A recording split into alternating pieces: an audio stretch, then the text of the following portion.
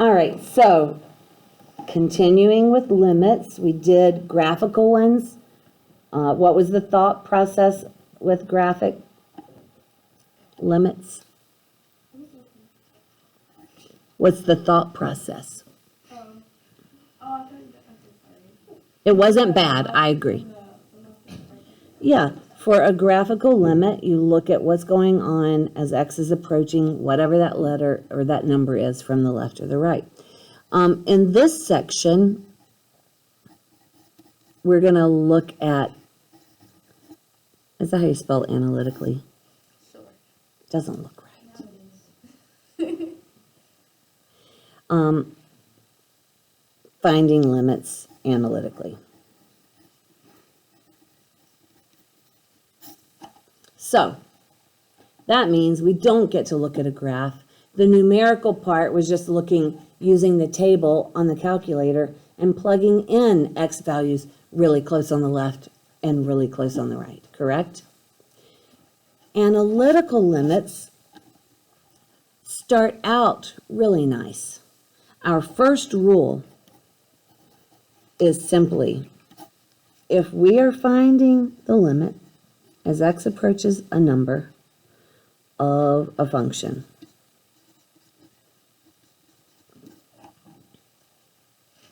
what do you think the first rule could possibly be?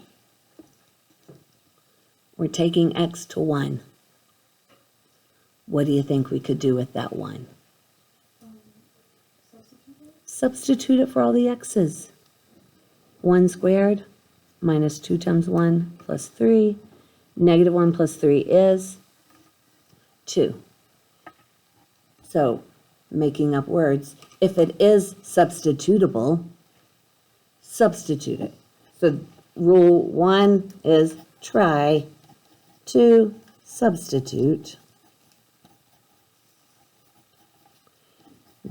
I call it the a value, right? Because we are looking at the limit as x approaches a of some function, right? So the first rule of thumb, try to substitute that a value in. If it's substitutable, that's your limit.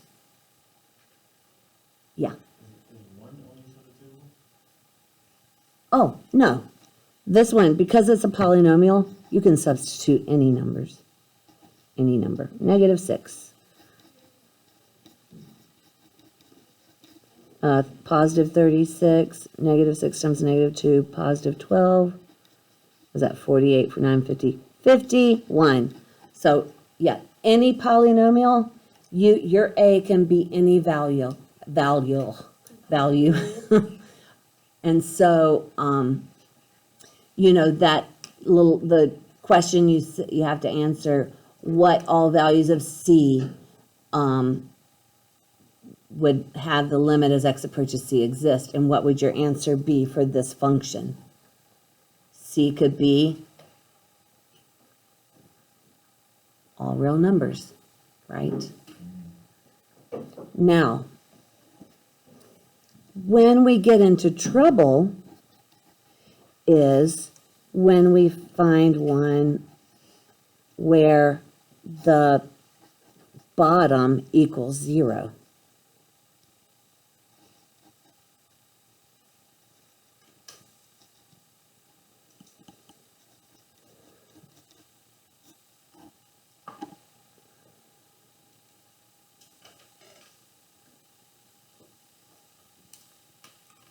If I plug in a 1, it's really, 1 is not substitutable, is it? I don't know why I keep using that word, substitutable. But we cannot. It makes the bottom of a fraction what? 0. However, if I substitute the 1 in the top of the fraction, I have 2 minus 3 plus 1. What does that give me? Also 0. When I get 0 over 0, I actually can still have a limit. In fact, while we can't plug in that 1 and get a number, I can plug it in and get 0 over 0. So I actually have to keep working on this one. So if you can't, so the second rule would be if you plug in and get 0 over 0, then you still have work to do.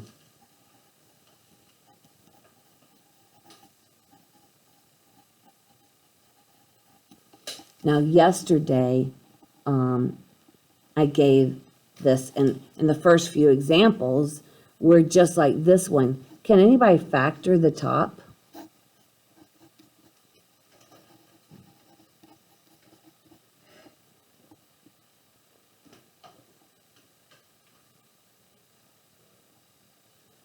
Two x squared can only be 2x times x. 1 can only be 1 times 1, or negative 1 times negative 1. Which one is it? Actually, they're both, because we're multiplying to be a positive number, they both have to be the same. And negative 2x minus 1x does give me negative 3x, right? So now I found a factor that we can do what? Cross it out. So when we started with that x minus 1 on the bottom, my mind tells me, hey, we could have a vertical asymptote at x equals 1, right? However, when we factor and cancel the thing out, it's actually not an asymptote at all. What is it? It's a hole. Guys, visually, graphically, if there was a hole and the right and the left meet, there is still a limit. And so, essentially, cancel out that term, and while we know that f of 1 does not exist, the limit will still be 2 times 1, 2 minus 1 is 1. So the limit does exist on this one.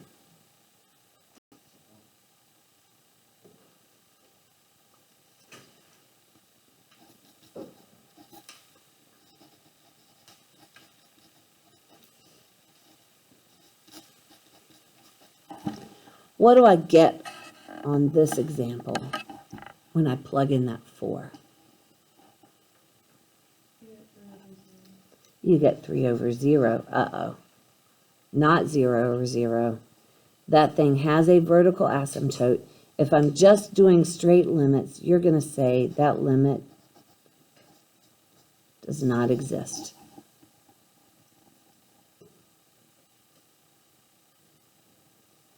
As we move through, however, and I bring in infinite limits. Now, this asymptote at 4, the right side is going to be going up here, and the left side is going to be going down there. So that truly doesn't have a limit at all. But what if I ask you this? The limit as x approaches 4 from the right or the left.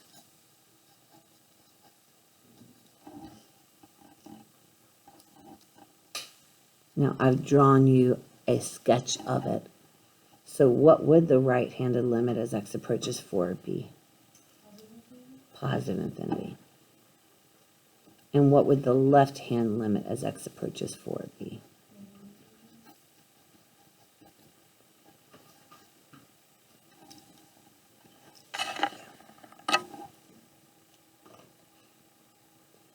Do you think you have to have a graph to find those infinite limits? It's helpful. I've sketched it out for you. But I would like you to be able to think 3 divided by, think of numbers just to the right of 4, 4.001. If I subtract 4 from 4.001, I have a tiny what kind of number? A fixed number by a smaller and smaller a positive number, divided by a teeny tiny number. What's your guess?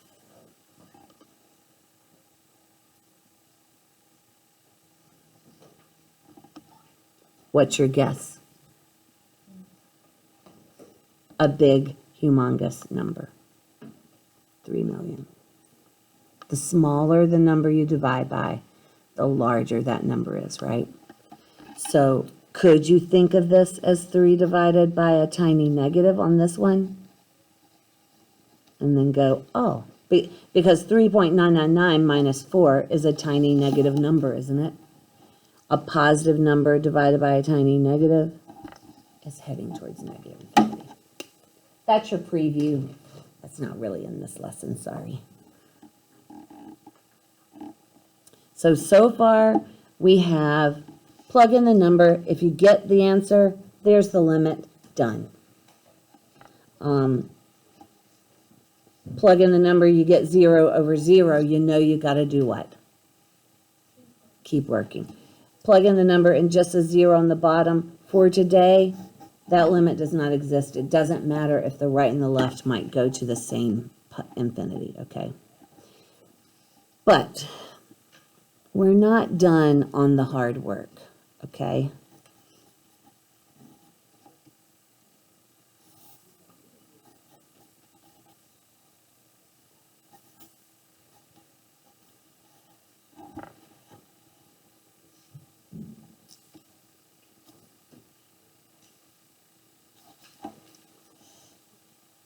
What about that thing?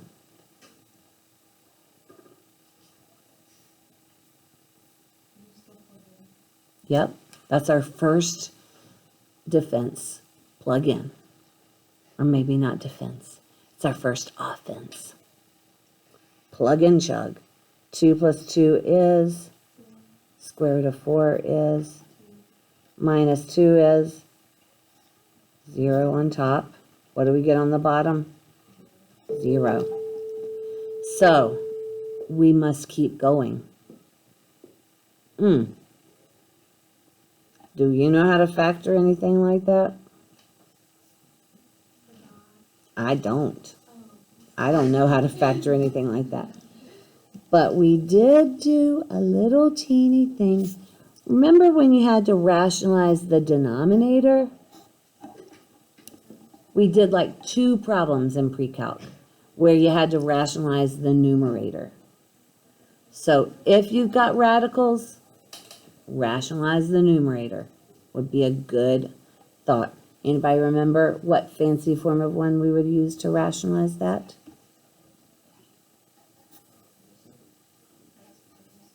The square root of x plus 2, instead of minus 2, you make it plus 2.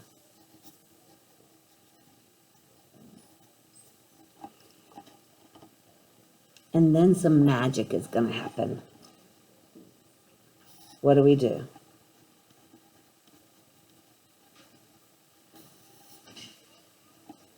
Foil that out. Square root of x plus 2 times square root of x plus 2 is just plain x plus 2.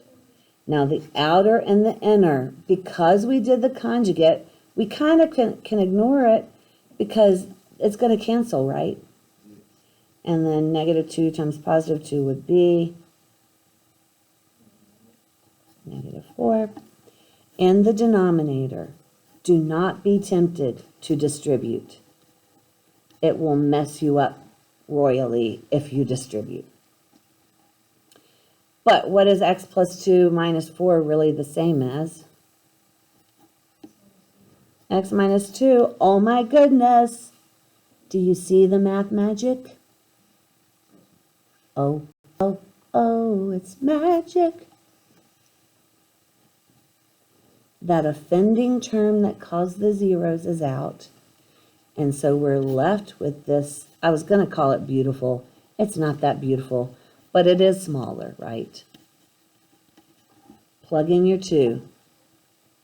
2 plus 2 is 4. The square root of 4 is 2. All right, how did we end up with 1 is the question. I'm going to go back and I'm going to rewrite. This was x plus 2 minus 4. What is positive 2 minus 4 the same as? X minus 2. So writing all the steps, this happens, and you're down to a 1 on top. Everybody follow that? Now we're ready to try to plug in again once we cancel out that term, right? What's 2 plus 2? And the square root of 4 is 2, and 2 plus 2 is, ta-da, we found our limit. So, what are some of the techniques that we could list about keep working? One, we factored, right? What do we do there? Use the conjugate. Fancy formula 1, right? I'll show you one more type.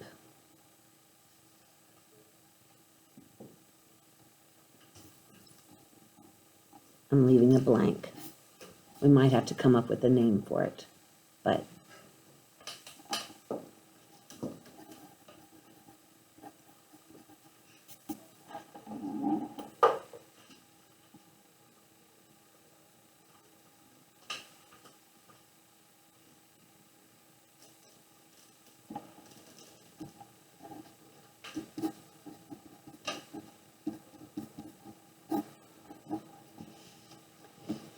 so what happens on this one? I don't see any square roots.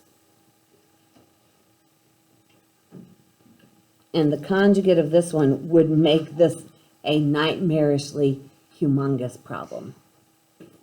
And it would be very nightmarish.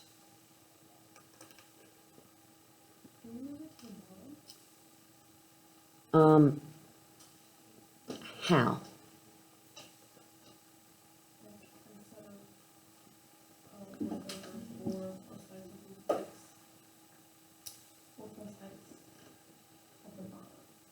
Yeah, the problem with just because you're thinking, oh, 1 over 4 plus x should send that to the bottom.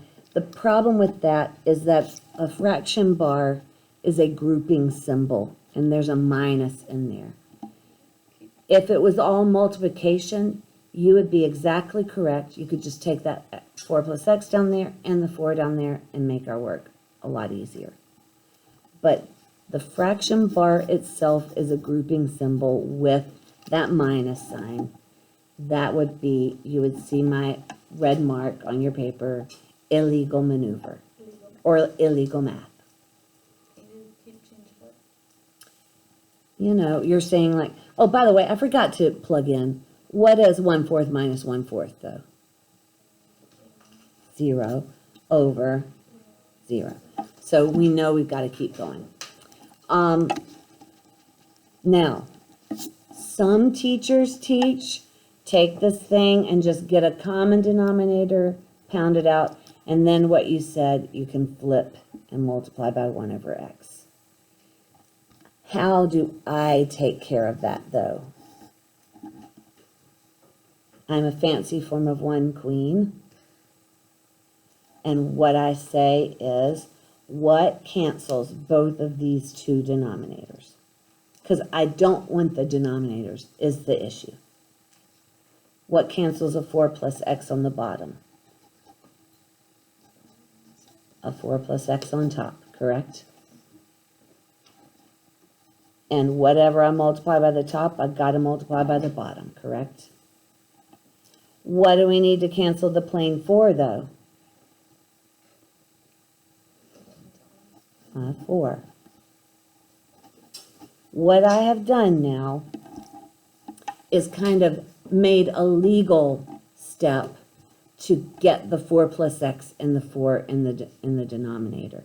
But I turned it into multiplication, so there's a little extra that happens because both of these are being multiplied and distributed over that grouping symbol, right?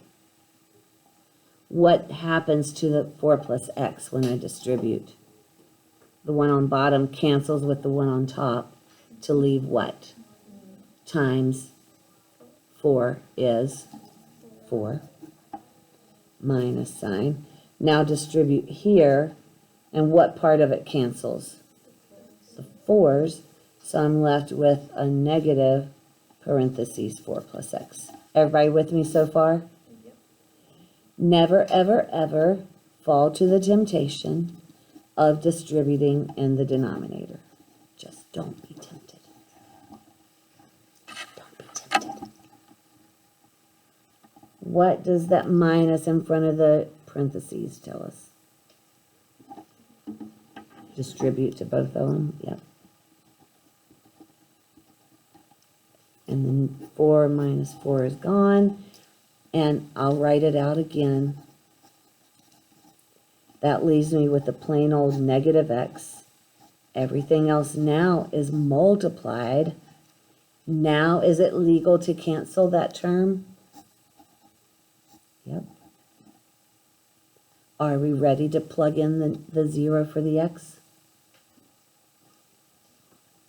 Negative 1 on top. 0 plus 4 is 4. Times 4 is 16.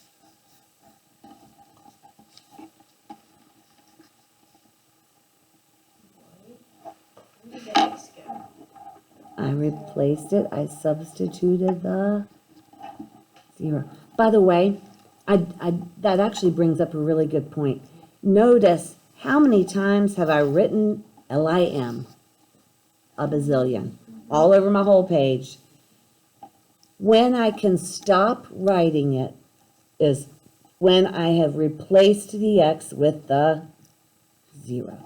I stopped writing it right here because I replaced the x with a 0. Does that make sense? That was a really good question.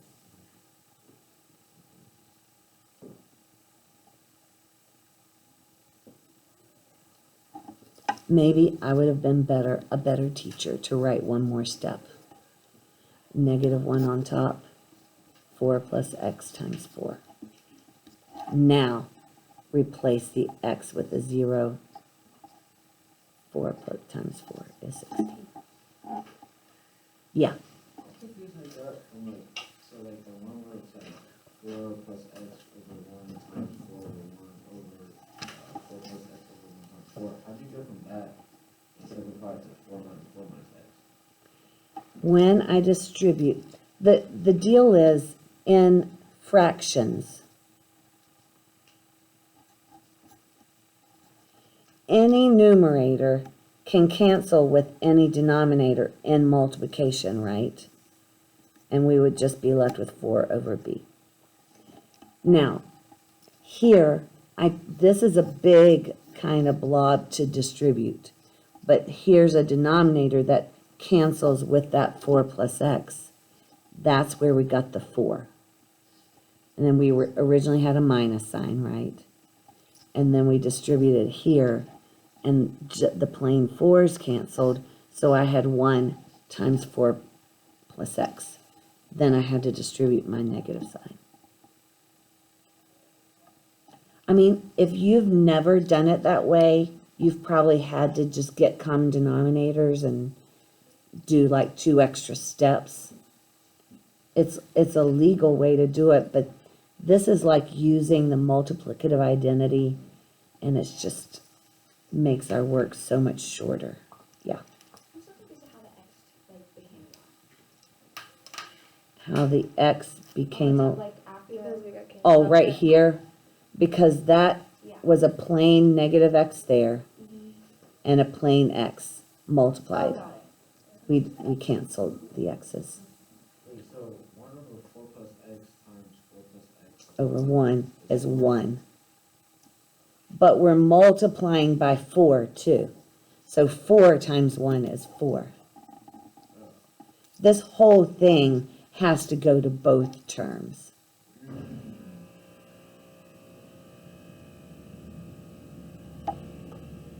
Did that help? Good.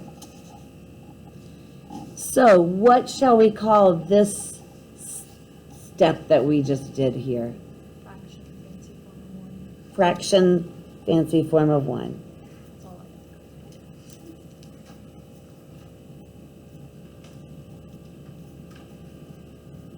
Let's say with fractions.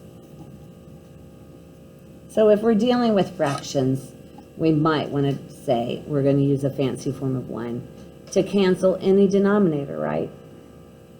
Do we want to practice one more like that? Yeah, to get you.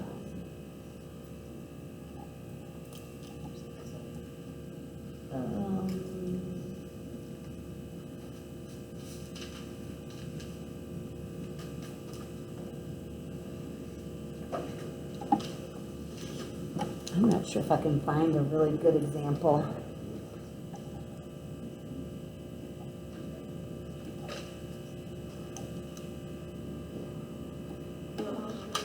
I don't know if Okay, guys, I made up one that feels a lot simpler than that one, but the process is still going to be the same.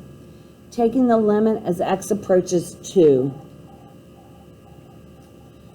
What's our first line of offense? Plug in the 2. 1 over 2 minus 1 over 2 is 0. 2 minus 2 is also 0. So we must keep working. We have fractions. So this is our fancy form of 1 thought process, right? This one's actually slightly easier than last one because what are the only two numbers we're trying to get rid of? The x and 2, right? So multiplied by x times 2, x times 2.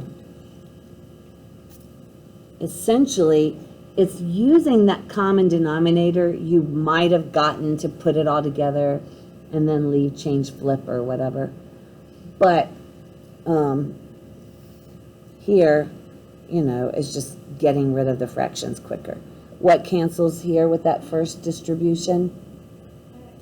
X. What are we left with? Minus. On the next one, what cancels? Negative 1 times x is negative x.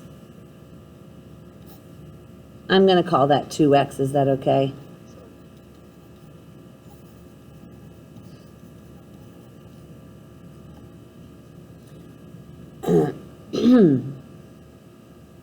What are you seeing that we might need to do before canceling out?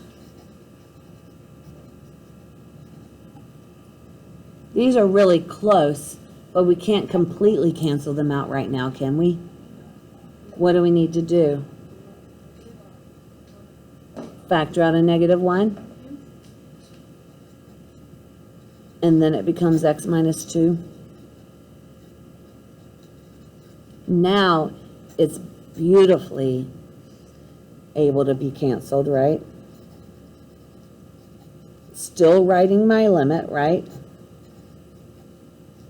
And I usually skip this step, but at this point, we can now say, well, we don't get 0 over 0 anymore. We can replace the x with a 2 and get what? Negative 1/4. Done.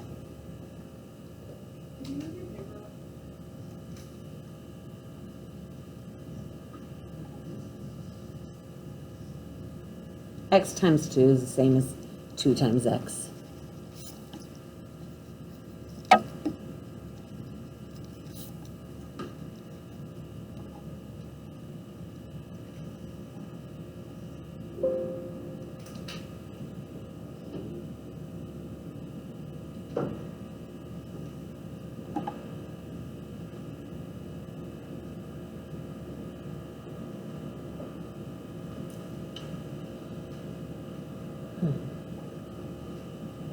So, what do you think?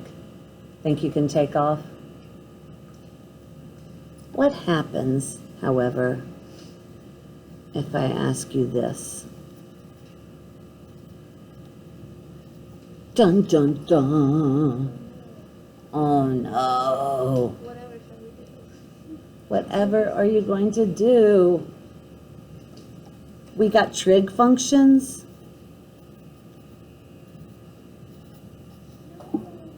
We got e's. We got ln's. Whatever shall we do? Guess what? On the free, this is the one saving grace for you. On the free response, you actually are able to just write the sine of pi over 2. However, that would not be the multiple choice answer. So we still got to know what the sine of pi over 2 is. This one is the 2 plug-inable, substitutable? Yes.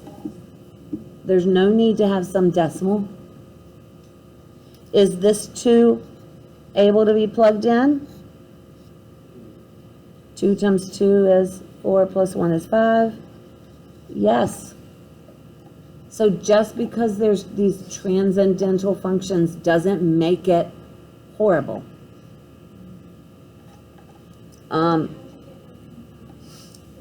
I plugged in the 2. 2 times 2 is 4 plus 1 is 5. So I skipped the sine. Guys, how do y'all do the sine and cosine of the ones that land, the 0, the 90, the 180? What? Memorization. Ugh. The only thing I really just forced my kids to memorize were the regular parent functions. Did y'all memorize those? Yeah. Where does sine start off? 0, 0, origin, then 1, 0, negative 1, 0, right? Yep. At negative pi over 2, it was negative 1. So then the ones that are on the quadrants, pi over 2, what's the sine of pi over 2? 1. Done.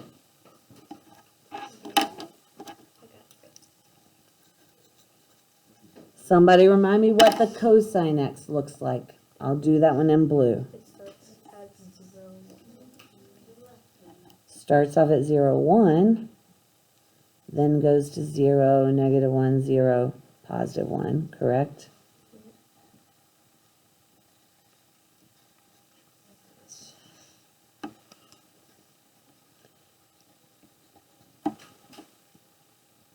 Ringing a bell, Ella?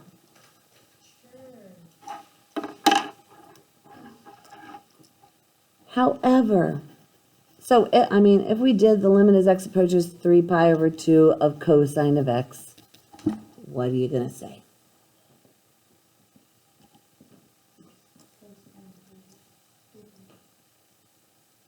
Which is 0. Little teeny trickery would be limit as x approaches pi over 4 of the sine of 2x.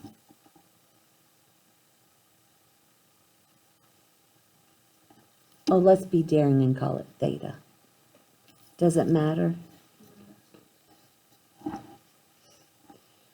We're still plugging in the pi over 4. What's 2 times pi over 4? Pi over 2, right? So then go, sine of pi over 2 is another 1. I still haven't gone too deep, but what if I said the limit as theta approaches pi over 4 of the sine of regular theta? Now we're getting into the ones. Did you really have them memorized? I don't remember like the points, whatever that. Like, so she taught us some finger trick, something like this. But like, But can you translate it to the sine of pi over 4? so like 4 is on this side, right? The quadrant. No, point is 2 over square root of 2, 2 over square root of 2. Sine is the y, and therefore 2 over square root of 2. I would just realize it. But if What did you say it was? I, if, no, for first quadrant of this, if the full circle. It is in the first quadrant, I agree. And it's the middle, so therefore it's, the point itself would be 2 over square root of 2, and then, 2 over square roots of 2? well, I don't, It's the square root of 2 over 2, yeah. and then the sign would be the y value. So it is square root of 2 over 2, yeah. But if you had me, I said, yes, it's a 45-degree angle in the first quadrant. I pressed 45, 45, 90 triangles. And anytime you have a 45, 45, 90 triangle, what do you know about the two legs? They're the same. And the hypotenuse. So now, if I chose the hypotenuse to be 1, then those two legs would be square root of 2 over square root of 2. Over 2. But I choose it to be 2, and so each of the legs is square root of 2. And opposite over hypotenuse is exactly the same thing that you got. So if we're doing limit as x approaches pi over 3 of the cosine of x. Pi over 3. Anybody remember that angle? Guys, review time. All right, it is a 30, 60, 90, but the pi over 3 is specifically 60 degrees, right? And then I spent a long time proving the 30, 60, 90 theorem. But again, I don't call the hypotenuse 1 like the unit circle. I call it 2. And the side that's opposite the 30-degree angles is always half that hypotenuse. And the side that's opposite the 60 is always the short leg times the square root of 3. So the cosine is just adjacent over hypotenuse, 1/2. I'm so happy I actually remember this stuff. And what happened when I was in high school, I had the memorization thing too. And I learned it for the test and was fine. Got to college in calculus like a year and a half later, I then couldn't remember any of it. Had no idea how to start. And I think what I did was I started with the back of the book and there was an answer for either a 45 one or a 30, 60 one. And I just said, oh, well, if the cosine is 1/2, I probably did Pythagorean theorem and found that that one had to be the square root of 3, right? Because 4 minus 1 is 3. So I just started using this for all of them. And it works even like in this quadrant. Only the adjacent would be negative and the opposite would be positive, right? This circle. Yeah. So that's the general idea. Your assignment is